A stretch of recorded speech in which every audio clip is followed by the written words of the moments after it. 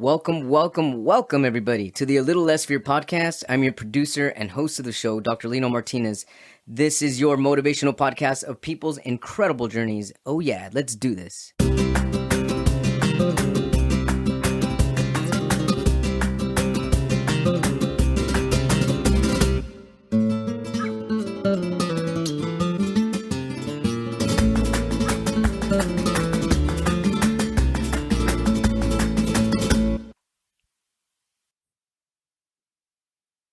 Welcome back, everybody, to the A Little Less Fear podcast. Today, I would love to welcome Gabrielle Pimstone.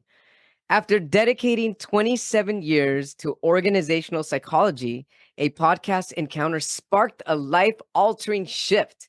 This prompted her to spend 18 months studying to become a level 3 energy master. Energy Mastery offers guidance on using energy to heal deep blocks.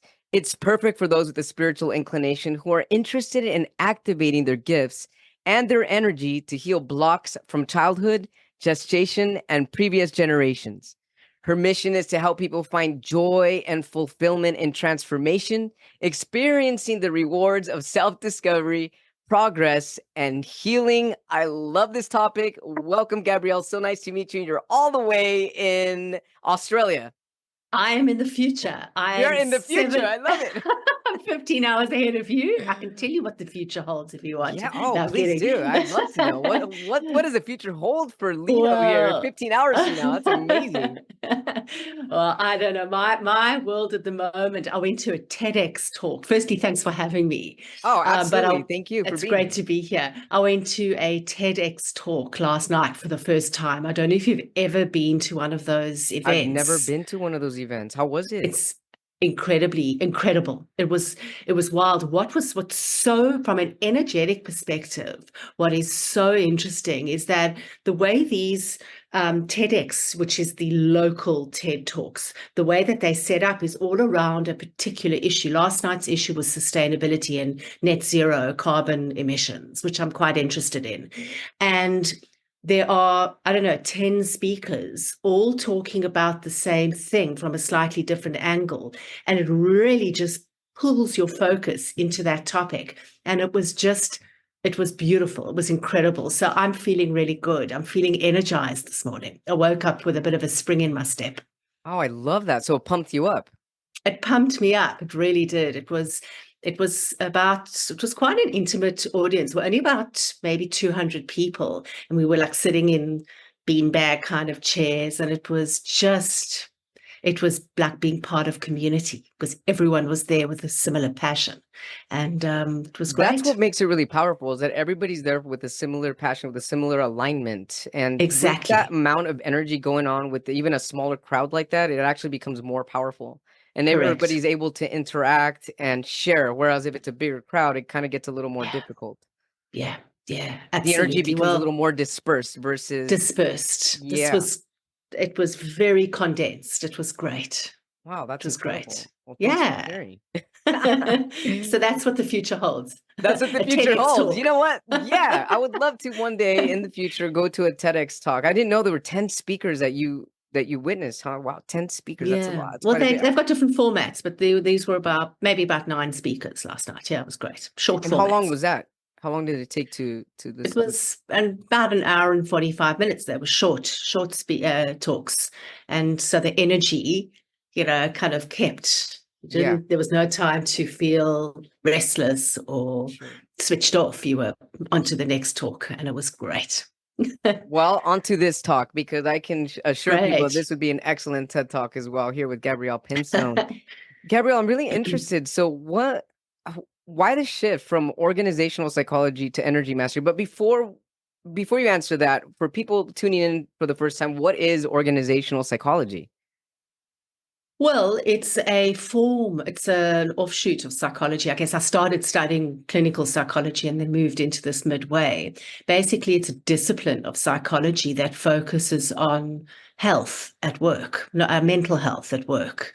And really the way that what I've moved into over the years is the whole focus on human transformation. So how do people lean into big change in their lives? And there's a meta process that people go through. And what I do is I help people, really find fulfillment in the process of change and learning, and teach them how to change and learn, in a sense. So that has been my world for all those decades. Now I'm doing it in the context of healing, which is very similar to change. I mean, it's the same psychological process. There's an unlearning process, there's a relearning, there's integration, there's all of that stuff. But I've kind of approached it from a slightly different angle, which has got a spiritual bent. Thank you for that. And so when you were doing organizational psychology, I Yeah. can imagine that you felt, and I'm assuming here that you felt that there was something missing in this transformational change. Is that what led you to become an energy healer? I mean, how did the shift begin? Yeah. I mean, not initially, like I thought I'd found my dream career. It was only once I grew out of my wounds and I grew out of some of my, the shadow aspects of myself, that I started to see things in the corporate world that no longer resonated with me. So for 20, 25 years, I was actually okay with corporate politics. I could navigate my way around it. When I started really opening up and doing my own healing, it started to feel really toxic. That would be an example. Another one was, I was able to tolerate corporate bureaucracy for 25 years. And then when I started to want to make more of an impact, I realized, hey, this is holding me up. I can't make the kind of impact I want when everything has to go through layer upon layer upon layer of bureaucracy and red tape. So initially, I had a good 25 years, I had a great 25 years on the surface. And then I got to a point in my life where my own awakening led to some realizations that actually I'm not cut out for the corporate world. I'm too free of a spirit, and this is constraining me, and I need to leave. So it had been bubbling up for a while, but I found myself in a really dreadful job in 2020, and each job was getting worse and worse, and this one was just like I was at the bottom of the barrel. And psychologically, I'd withdrawn from the world. I didn't have enough energy to give people. Physically, my thyroid, my Graves' disease had come back. I've got a thyroid problem, which is interesting. It's also in my throat chakra area. Yeah, And it was overactive, which is really interesting because that is. my voice was overactive as well for too long. And I was depressed and anxious. I was living in terrible fear. And I woke up on a Sunday morning and I had this pit in my stomach, and took myself off for a walk, put on my podcasts, and I listened to this woman talking about anxiety in her life. And there were 10 words she used. I think there were some. I always live my life waiting for the other shoe to fall. I don't know how many words that is, 10, 15 words. Sure. And when she said those words, I actually stopped in my tracks because I was thinking, that's me. I've lived this way ever since before my father passed away when I was a young kid. And it's time for a change. And suddenly the penny dropped. I resigned from my job the next day, started my own business, went to study energy for 18 months, and here I am talking to you. Well, thank you for sharing that. You're Let's go welcome. back to the when you started to heal yourself before you Yes. went into before you figured out the bureaucracy, before you started to feel stuck in the corporate world. When you were doing the self-healing for yourself, was that a goal for you, or did you just fall into self-healing? And what do you mean by self-healing? What were you healing? Well, I didn't. I just, what actually happened was I was healing my core soul lesson and life wound, which was loss, grief, and crippling anxiety. Because when I was 5, my father was diagnosed with terminal cancer, and he, was sick for about 4 or 5 years. He passed away when I was 9. And that was a really defining moment. And what the interesting part of my dad's journey, you'll be interested in this as a psychologist, is that he was a professor of medicine, and he never spoke about his illness. There must have been shame, there must have been all sorts of stuff around it. And so my mother knew, but we lived in silence around it. And I'm hugely intuitive. So I picked up that something was happening. And I lived with this sense of impending doom. And that really charted the course for my life. So that's the stuff that I have been healing. And for a couple of decades, I did that in the context of, I had a therapist for many years, for decades actually. And, she used a psychoanalytic approach to helping me really work through that stuff. And what was interesting was I knew myself really well. I knew my triggers. I understood my inner world, but my life had not changed. I was still waking up with a sense of dread. And I was searching for a different modality, Lino. I just didn't know what it was. And I had a spiritual inclination since I was a young kid, but I'd shut it off. And I, chalked off the stuff to being really woo-woo. And so I'm searching for this new modality because the dial hasn't shifted in my life. And lo and behold, an advert came up on my Instagram feed. And it was an advert for a 3-day long weekend session workshop. It was like $10.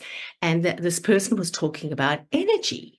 And what he said made so much sense. He landed up becoming my teacher, by the way. Oh, But that's what he amazing. said, and what he said is that energy runs the show. Everything that you deal with on a psychological level, when we're dealing with our emotional turmoil, when we're dealing with our stories that we tell ourselves, identity, all of these things, traumatic events, all they are is actually all that's left is energy. And when we are trapped in an ongoing cycle, as I was, a psychological, cycle of not being able to get out of it, actually, if you go to the inception point of that trauma and you clear it, the energetic inception point, that changes everything. And there was son, I think he spoke a lot more eloquently than I'm doing so now because I signed up for a really expensive program. And it was right, it's true. So what was left from my dad's passing was the energy of sorrow, of loss, of fear, of, confusion. And when I was able to clear the energy around that, everything shifted. And so there was something compelling about that new modality. And that's why I got into it. That's incredible. So going into the inception point of that energy, what do you mean by that, the inception point? Well, stuff starts somewhere, okay? And so our traumas often start in childhood, and there's typically an event or a series of kind of micro events, but sometimes they even start in the womb. I've worked with somebody who had challenges in their relationships that were very emotionally very needy, and people were just really repelled by them because there was a clinginess and like a neediness and a dependence about them. And when I worked with this person, what transpired was that they were not a planned pregnancy. So when they were in their mum's womb, that they were the youngest of three. Yeah, their mum was shocked. She had an adjustment period. And that energy passed on. This was his core wound his whole life. So the inception point was in utero. It can also be handed down from generation to generation, generational trauma. So the inception point can be, your grandfather was in war and lived through, I'm just thinking of something on the spot, gave something's particular, that developed something in him, passed down to your parent, passed down to you. And so the inception point is where it all began. And it's not just in linear time. It can happen actually at any point. Ancestral. Yeah, anytime. Yeah. Anytime. But how does somebody become aware of that inception point? Well, you got to work with an energy practitioner. So I don't imagine many people can work it out on their own, but what I've learned Yeah. is how to read energy. And I've developed my spiritual senses, my spiritual gifts to the point where if I'm tuned in, I'm doing a reading, I can pick up that sometimes with absolute granularity, sometimes less granularity, but I can say to someone, this issue with, say, a person's got a money block, your grandmother or your grandfather, whatever. There was an incident, and I can get quite granular. Sometimes I can just say, your the mother's line. There's something from your grandmother. I'm not quite sure, and then the person will say, actually, my grandparents were dirt poor, or whatever the case may be. Mhm. So. You've got to develop your spiritual gifts. You've got to be able to read energy and tune into that inner compass, that inner GPS system. And that comes in different shapes and forms. Intuition's one of them, but we've all got spiritual gifts as well. Things like clairaudience, clairvoyance. Some people are hands-on healers, so they're able to really feel energy with their hands and read energy through the palm of their hands. They can tell you what's going on. So the trick really is to develop and activate your spiritual gifts, because that's going to give you that lens, your third eye, which is the part of you that can see Mhm. beneath the obvious, that can see things that aren't in this particular dimension. And so that's the challenge, is to really go down that path. And I was shit scared Yeah, I to can open up imagine. my spiritual Sure. gifts. And But I did it so yeah. and so everybody, since we're spirits or souls, however somebody wants to identify their unseen physicality, we are having this human experience. And so we all have these psychic, We intuitive, do. third eye gifts. How do you help people activate this and become aware of them? So there are a couple of things. So if you work with me, I work with what's called sacred geometry, advanced sacred Oh, geometry. yes. Yes. And I've got a particular sequence that I use Wow, with this is using amazing. different sacred geometries. There's a sequence that actually helps activate someone's spiritual gifts. I actually did it for somebody yesterday. So if you work with somebody like myself, and not, anyone who's got these gifts, they can do it for you. But if that's not your jam, what you can do is you can actually just build your own intuitive skills. And one way I always teach Yes. people to do is tap into your dreams. Tap Listen into to your that. dreams to Tap tap into into your your intuition. dreams. Yes, What? Tell me more. because what it is you are learning to listen to your inner voice.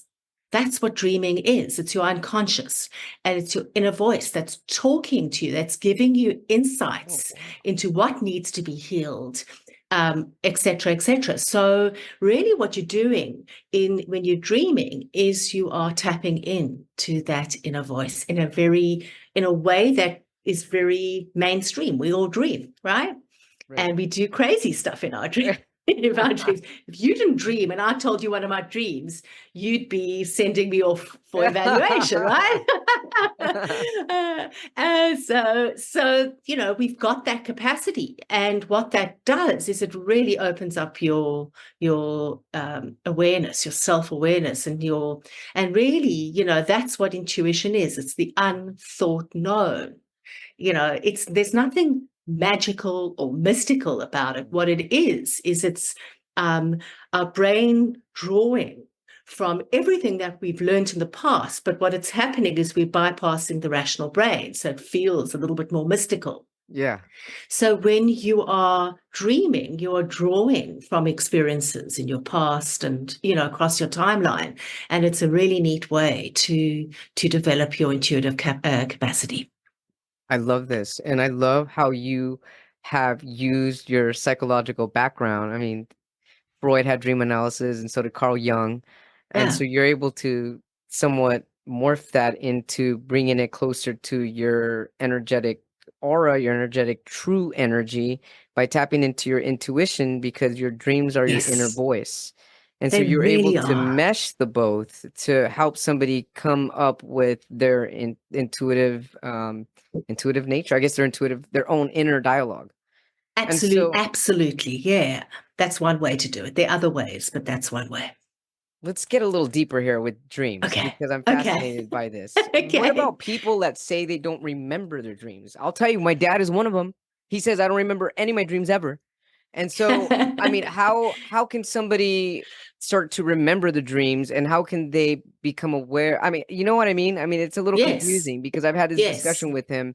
And so I don't even know how to help somebody remember their dreams, or help them understand that they can dream and that they are dreaming every night. They really are multiple times a night. Yeah. So part of it is discipline, practice.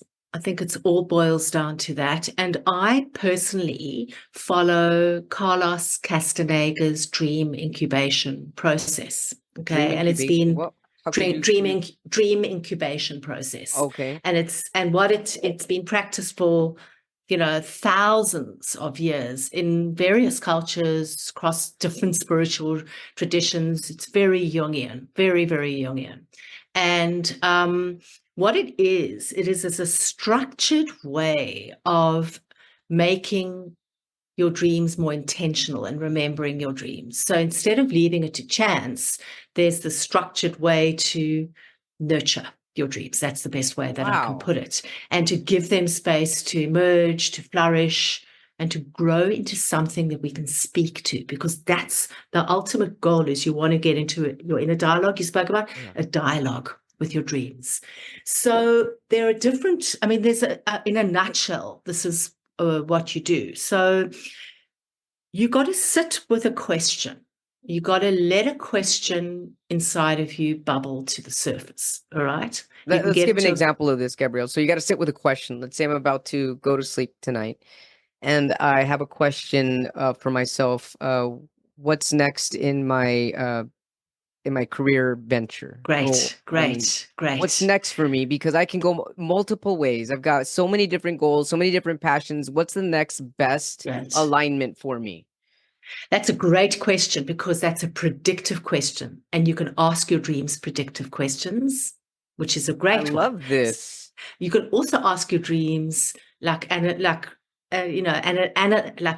can analyze things like, Mhm. why am I so irritable? Why am I so angry all the time? You can Right. ask yourself that kind of a dream. But what you've bought is what we call a predictive dream, and it's really cool. So, so that question's bubbled up, Yes. and you can, for other people, they may need to get into a calm or meditative state, but you seem to be very processed, so you know what's top of your mind. Once you've got that question, what you're going to do is you're going to consciously focus on the question just before you go to sleep.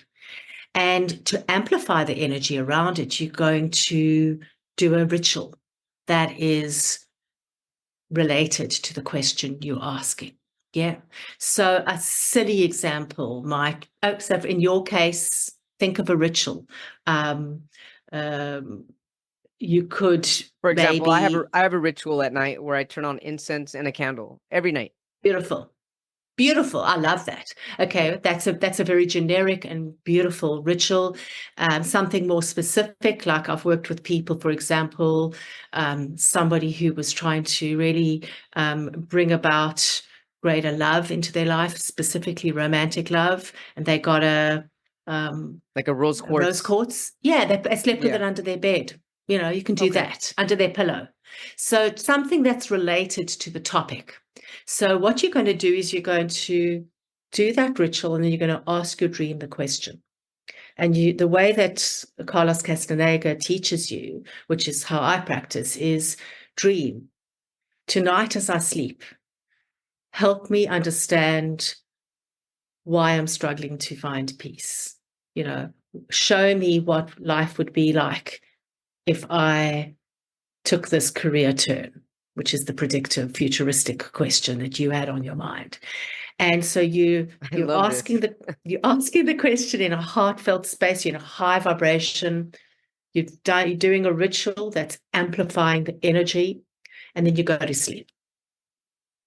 And you keep a little journal next to your bed, and when you wake up, you capture whatever comes up. Now, for your father, who would say, I don't remember my dreams, and a lot of people say that, Sure. that's cool. All I say to people is, that's fine. Just when you wake up, all you need to do is document how you're feeling. Mm-hmm. The felt sense is left after the dream. So just document that, right? And then, and you must do this for a minimum of 21 days, if not more. Get into the practice of doing it, and you will start to remember dreams. Wow, Gabrielle, that's amazing.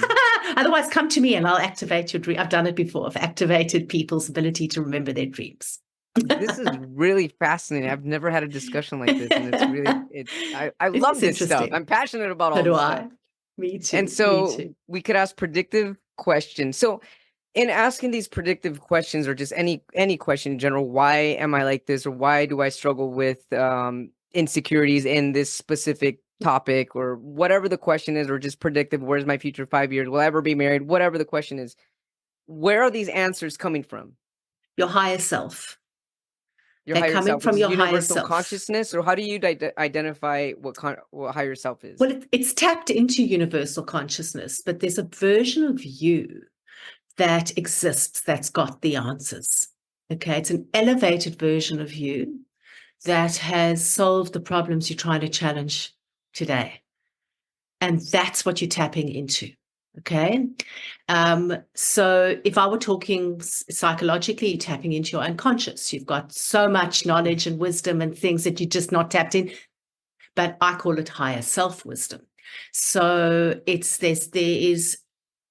is so much experience that we have, and so much wisdom that we have from across our lifetimes, if you believe into that we've tapped into from universal wisdom, collective consciousness, all of that stuff.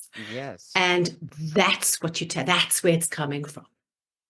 That's in my view, where it's coming from. My teacher would say something different. We differed in this regard. His version of dreaming and healing was different to mine. But that's what I have experienced myself. And your dream state is wanting to communicate with you. It's waiting to communicate with you. I love this, Gabrielle. Yeah. So your dream state is waiting to communicate with you, because your dream state is, I mean, we can call it unconsciousness, but it's actually true consciousness. And true consciousness is alive, and that energy wants to tell you something. Correct. You got it. I couldn't have said it any better. Honestly. You could. You're transmitting your energy to me, and I'm just translating. This is you. Well, I think I'm just absorbing your energy. Oh, so wow. Okay, so okay, here we go. Hang on. So I love this stuff. I just love it. So let's say hypothetically tonight, I'm like, dear higher consciousness, unconsciousness, higher self, universal consciousness, I'd like to tap into my dream world, because dreams, you have a way of showing me things and communicating to me through me with messages and answers that I'm in my conscious human state, I'm not fully aware of. Please bring into my awareness this information. So let's say I wake up tomorrow morning and I get this vision of me on stage singing. I don't know what I'm singing, but I'm singing. And so I feel motivated. I feel on top of the world. What do I do now? Now that I have this image, now that I have this energetic pool, now that I have this newfound motivation, what am I supposed to do with that? Well, you're supposed to act on your insights from your dreams. You are. So, that's how I work. So whatever comes to me, I sit with it. And now I'm not working with all my dreams. I'm only working with really important ones, because I dream a lot, and I take the one thing. I'm sorry, come again. Did you say you're only working with important ones? Yes. I wake up and I know if I've got to work with it. If it's a major dream, I know I've got to document it and I've got to work with it. Otherwise, I just let them go. Otherwise, I'd be documenting 5, 6 dreams every morning. Well, how do you know the difference between a major dream and not a major dream? I have a felt sense about it, because I've been working with it for so long. So when I wake up in the morning, the felt sense is either I'm feeling very anxious, something's very off. They're usually not joyful dreams. They're usually tapping into my fears and all that good stuff. So I feel a heightened sense of discomfort. It's just, or I'll have just a nano flash. A nano flash. I can't put it in any other words. So I've got to put pen to paper. There's something important here. So that's part of, Is it always my, a discomfort, or could it also be a comfort? Could it be a it's, realization of some sort? So I'm asking it this because could, there are times it where I could. have dreams and this dream follows me throughout the day. I'm thinking about it Yes, all day. I'm having yes, flashbacks of the yes, dream as if it really yes, happened yesterday. yes. That's another way. So for me, my dreams are typically uncomfortable. I don't dream good things. I just don't, So it's usually that. But I once had a predictive dream and it stayed with me for actually the whole day. And eventually I wrote it down. And I probably would have ignored it, but it stayed with me. So there's that. There's just sometimes you just have as I said, like like a flash, just an intuitive ping, Nagging. or just something like I've woken up and I just know I've got to write. I've got to just write. And so Okay. then it comes out that way. But this is also, there's like a continuum of dreaming. There's people who say, I don't dream. Well, you do, to I don't remember my dreams, to I remember my dreams. Now, what do I do? Yeah. Okay. And then there's lucid dreaming. We can get into that later. But what do I do with my dreams? Well, you write it down. There's a moment of insight about yourself and you work on that. That's the work. Then you either, if it's an emotional barrier, so you sit with it, that's what you work with for the next few weeks. If it's something you need to do, like, if you feel it's a prophetic dream, you listen to the signs and signals and you start acting on them. But we don't dream just to release. I mean, that is cathartic, but we actually have to do something with our dreams, whether that's making sense of them or acting on them. Okay. Yeah, Because all of our dreams are messages. they're all messages. They are signs and they are signals to take action. Yeah. Wow. Dreams are signals to take action. What a quote that is. I love this. Yeah. Yeah. So, okay, let's hypothetically say dreams are signals to take action. I have a dream, or I had a dream last night. It's just hypothetical. I didn't, but let's just say that I had a dream last night that I'm in Africa and I'm being chased by elephants. Mm-hmm. Let's say I have a dream like that hypothetically. I wake up feeling a little scared, but at the same time puzzled. Why would I dream that I'm in Africa being chased by elephants? What does that have to do? I've never been in Africa. I've never even seen an elephant in my life. I mean, I have at a zoo, but I'm just saying, what does somebody do with information such as like that if they've never been exposed to such a massive mammal in their life? And how would they even know what that feels like? And in this case, I'm assuming that you take the feeling that's taken from that dream. I'm feeling like I'm being chased. To me, this feels like anxious. I feel like I'm running from something. Does someone just start to write down what these dreams are, the type of feelings it's invoking? So you write down. Sequence is important in dreams. It's very important. Okay. It's a story that's unfolding. And so you write down the dream, everything you remember, down to the most Okay. granular level. Okay. So I walked into the kitchen and there was a blue tiled wall. I'm just giving you, Okay. and there were small tiles, Very and specific. very specific, very specific. Hmm. And then once you've got everything out on paper, Hmm. then the inquiry starts. And sometimes the dream, when you're writing it out, part of the narrative is the felt sense as well. Okay. But if you haven't captured that, go back and you're looking for key things. Context is important. You spoke Africa. What does Africa represent? Right. Elephant. What does an elephant represent to me? What does it evoke for me? What's the felt sense?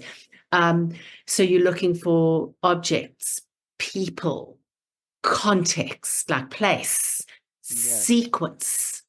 Yes. colors, Yeah. that blue eye, Smells. actually Yeah. smells. You got to tap into your senses, all Tap into five your senses. senses, all of them, and that's how I work. And so, how did you feel when you were there? Was there a particular texture to that door that like, was it Yeah. big? Was it imposing? It's, so you go into a very granular level of analysis. That's how I work. And then what I do is I start to join the dots. I kind of zoom out, and then it's all about, how does everything fit together? But the transition, because in dreams, we've got different scenes, and how you transition from one scene to another is also important. So we're looking for all those things as well. Little things. I remember having a dream, it wasn't so long ago, it was about a year ago. It was a very poignant dream. And I remember turning left. There was a fork in the road, and I turned left. That is Divine specific. feminine. Divine feminine. There was and that, it was like the penny dropped, and I knew exactly which aspect of divine feminine I was needing to work on. But how did you put that together? How is the left divine feminine? Because the left side of us Yes. is the feminine side, the right side of us is the masculine side, energetically speaking. Wow. Yeah. This is so awesome. So it's gorgeous, and it's available. It's a tool that's available to all of us. But there are other ways that you can tap into your intuition. And we started speaking about dreams because of the question around intuition. Yes. You can do it physically. So the human body, Mhm. the energetic body as well, they use this language to communicate energy to us. So one of the things we can do is the body scan, daily body scans, to Daily go body from scans. top to bottom, and really getting in touch physically with what you are experiencing. You can train your thoughts, mental triggers. They give us access to our emotions. So you can, ask your intuition a question. It doesn't have to be your dream. You can ask your intuition a question, and then just journal what comes up and do free writing. Don't censor. I do a lot of free writing, and then carry on until you've got nothing left to write. So that's another tool that we have available to us. There are different ways that you can do it, but the fastest way is to have your gifts activated. And when you talk about, thank you so much for sharing all this. I just love all Such a this notes pleasure. that I'm My taking, and you're pleasure. just really helping me and all bunch of listeners. And in doing so, I know that it's a gift of healing energy that you're giving in giving this information. So thank you so much for Thank you. for connecting with us in this way. I really appreciate you. You're very, very welcome. And so ask your intuition a question. I love how you said that. Ask your intuition a question, because once again, intuition is your higher consciousness. Yeah. And do free writing and carry on until you have nothing else to write. Now, once somebody is able to tap into, okay, let's go back to that one. Somebody asks a question and they're writing until they can no longer carry out a write, and they read back what they wrote, and they get some kind of idea of what's going Mhm. on with them, Mhm. with them unawareingly, but now they're having some type of awareness. What do we do? What do Yes. they do with this awareness? Well, I mean, as a psychologist, I would say, how do your clients, what do they do with awareness? They process new insights, they Okay. sit in new emotions, Yes. they continue to journal every day, they do things differently, they take different decisions. You know, that's how you that's what you do with new awareness. And depending on where you're at and what awareness has come through, sometimes it asks you to take action. Sometimes Mhm. it asks you to just sit in it and process some more, and Mhm. kind of do some more deep thinking and do some more writing and journaling. So, it's really about sitting with what comes up, and sometimes acting, sometimes taking a different decision, making tweaks to your behaviors, little things like that. Thank you. Big And things like and that. in activating, so you mentioned activating clients' gifts. Mm. How do you activate their gifts? How do you know it's a gift? Well, what I do is the person will come to me, and I've actually got a few people at the moment who've asked for this, but they sense, like, for example, somebody I'm working with, I'll give you an example. Sometimes people got a sense, like they're clairvoyant or whatever, and they just don't know what to do with it. Mhm. Sometimes, like with this one client, and I know she won't mind me saying this, but she's had a buzzing in her ear for a long time. It's been over a year. And I know that that is a sign of clairaudience trying to, because Tune I had in. the same. Yeah, yeah. And so what you do is, I don't activate a spiritual gift unless somebody wants it to be activated. Mhm. So I use sacred geometry and I go through the sequence, and I say whatever is in the highest good of all, whatever psychic sense or spiritual gift is ready to be activated, let that be released and activated now. So I don't go in and say, for example, with her, activate her clairaudience, because that might not be what's ready. True. There True. might be something else that's Yeah, it might ready. just So be a there's signal. always, it might be a signal. So whatever is in the highest good, that's the intention I set. And then I go through the sequence I don't know what I'm activating at the time. I don't Hmm. necessarily. Sometimes I do, but often I don't. Okay. And then what we do is watch for signs, signals, different things happening. And then we work out afterwards what's been activated for them. Thank you for that. Can somebody do that on their own as well? No, no, Okay. you need to learn the tools, and you The need tools of to, sacred geometry.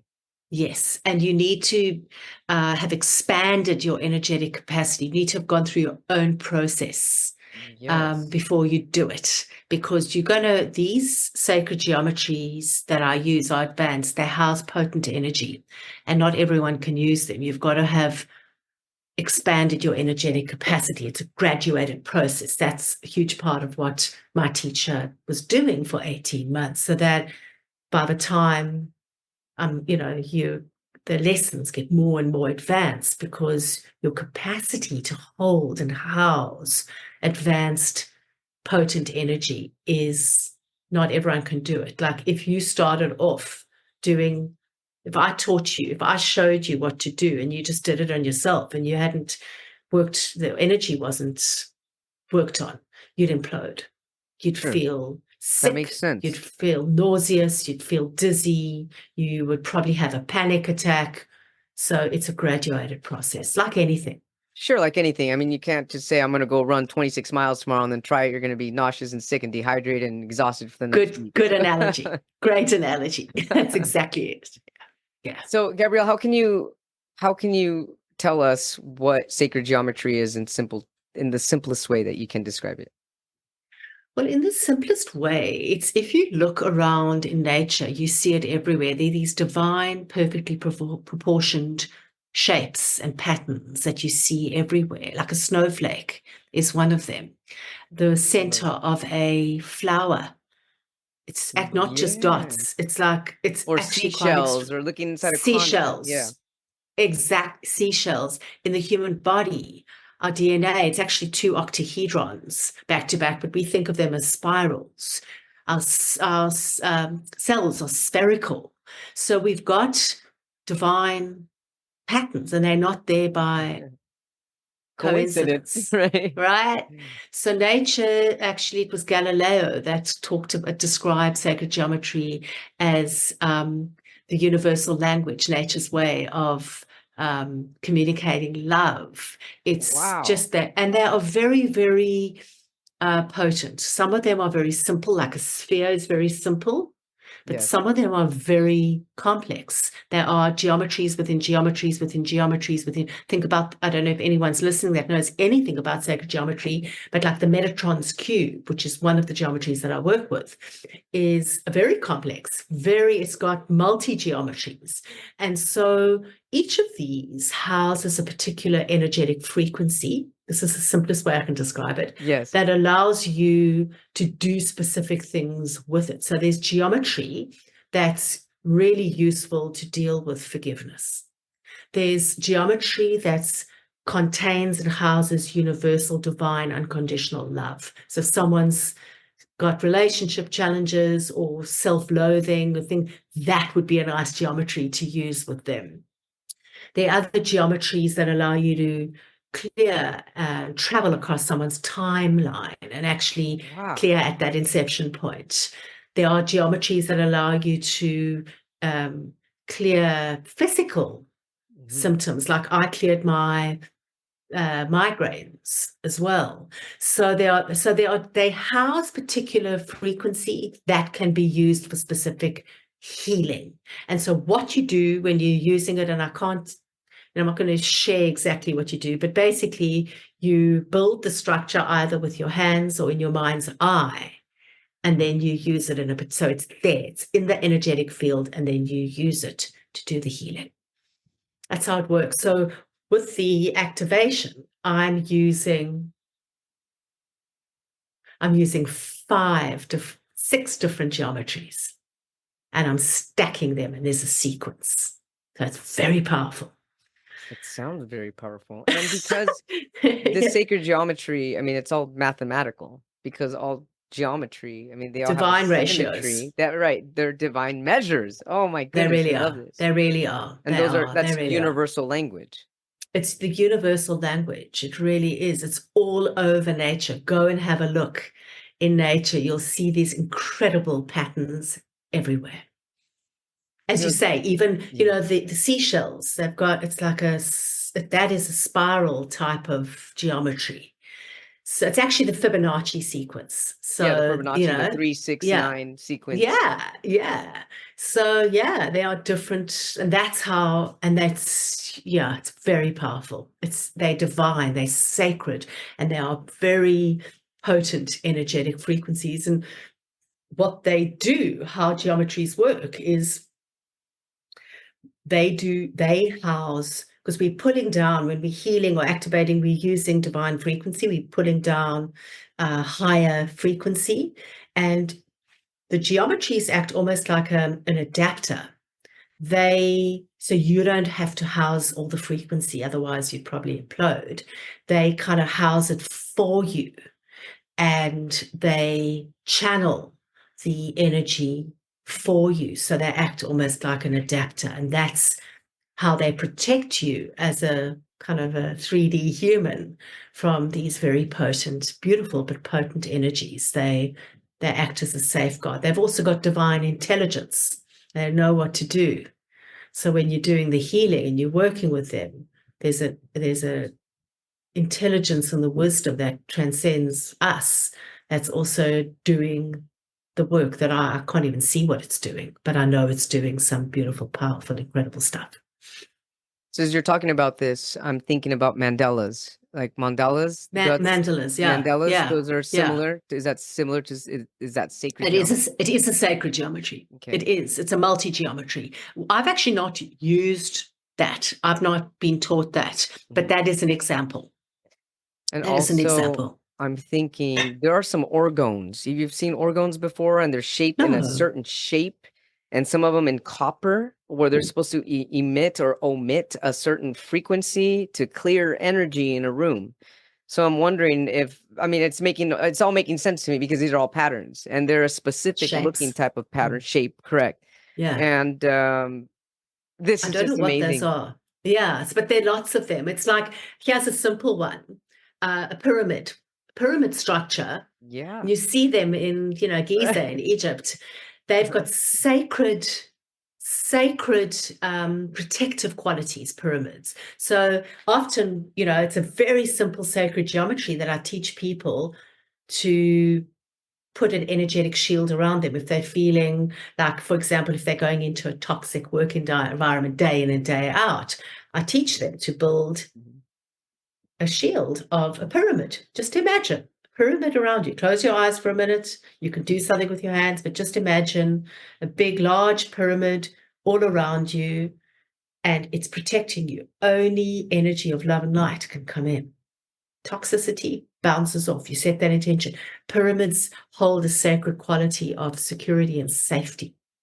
And so you can use them for energy protection.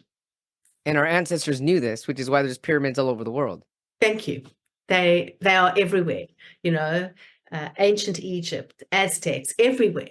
There's so much wisdom from these indigenous kind of. Oh, I know. It's so beautiful. I love it. It's so beautiful. And what's happening is now it's coming more and more into the modern lexicon. I mean, when I started yoga, for example, 30 years ago, it was no one I knew was doing it. Not everyone, it's like mainstream, right? And yoga is just, I mean, it's those poses. There's so many pyramids. And when I'm in a pyramid pose, I can feel it. It's just beautiful. So the world's waking up. The world's definitely waking up. And I think it's a great time to be alive from that perspective. I love this. And so when a lot of people start to say that this is becoming a fad or it's becoming something that's in style or something, they tend to kind of twist something negative, but it's actually something beautiful because people are starting to wake up to it. And they may not know the foundations or where it all comes from, where it all stems from, but it's opening a part of a certain awareness within them that's intriguing and that's opening up collectively. And that's what's going to help us all become a little bit more awake. You're sounding very Jungian. Oh, I love it. And back into the pyramid. So I do this about five days a week. I do this chakra alignment meditation, and five of the 7 poses have the pyramid where my arms go up.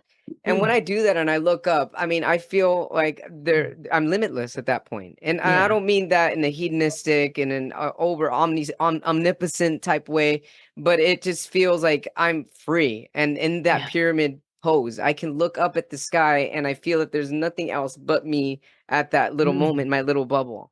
And sometimes it's hard to balance, but when I get into that balance and I look up, it just feels really amazing. I love it. Beautiful. Yeah. I love it too.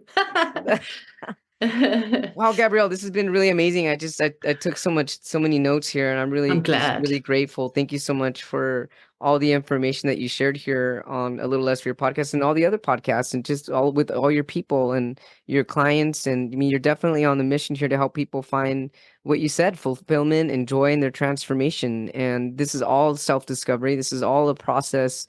And something else. Oh, yes.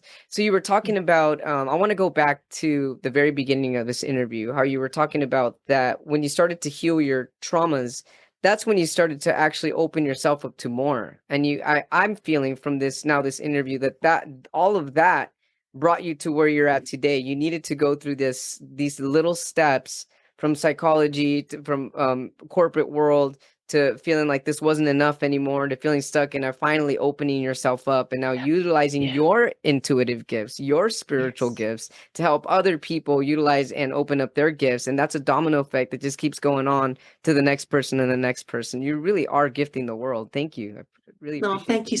Thank you so much. I really appreciate it. Yes, it was an evolution, and sometimes change is just that. It's an evolution. It doesn't have to be this big bang thing. And I've still kept a huge part of my old identity because I love psychology and I love human transformation. And I still work with the corporate world, but in a different guise. So there are different things that we can do, and I'm just honoring my evolution. So thank you. And thank you so much for having such a wonderful podcast and really allowing people to get their voices out and for people to hear things they might need to hear, because a podcast changed my life. So thank you. I love it. And you're welcome. Thank you. So we're going to end this with, I have a poem here that I wrote. So when you were talking about people doing their free writing, ask your intuitive questions and free write. So my intuitive voice comes through writing. I started writing when I was like 5 years old. And I used to look back at my writing. I remember being a teenager and seeing stuff that I wrote when I was 5 and 6 and saying, where did this come from? How is a 5-year-old? How are you metaphorically able to do this at 5 years old? All I can say is it comes from a higher consciousness. And so I write pretty much every day or every other day. And so I tuned into your energy and with peace and love and for our highest good. That was my intention. And so I Beautiful. wrote this here for you. And so I'm going to end this with the poem here. All right. And this is for Gabrielle Pimstone. Mm. I welcomed this path, mind, thoughts, mind, body. But what were my feelings made of? Where were my feelings being stored? Upon questioning my energetic survival, I saw and met a forefront of infinite questions answered only within. I surrendered to what I thought I knew and delved into what my feelings were telling me. That's when I met my eternal graceful energy. And in that, I began to untangle the knots that had been tied years and generations ago. I now aim my bow to reach those in alignment with all there is. And in that, we surrender to truth. Mm. And that's your energy. That's what I felt into. So thank you so Well, much for allowing me. I've got tears in my eyes. Thank you so, so much. I really appreciate that. Oh, you're welcome. Thank you for receiving it. I I'm appreciate humbled. Thank you. it. I love it, Gabrielle. Thank you. So how can our viewers you're awesome. How Turn can off our the camera. Oh, this is great. I love it. This is love. This is universal love connecting here. Thank you so much. How can our viewers, our watchers, and our listeners get a hold of you?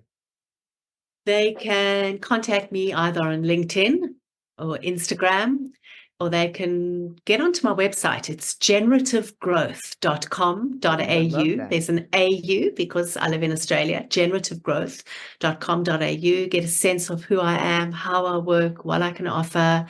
And you can hop onto one of those 30-minute vision calls. It's absolutely obligation free and see if there's some support that I may be, be able to give you, because that's my mission. And so my website, LinkedIn, Instagram.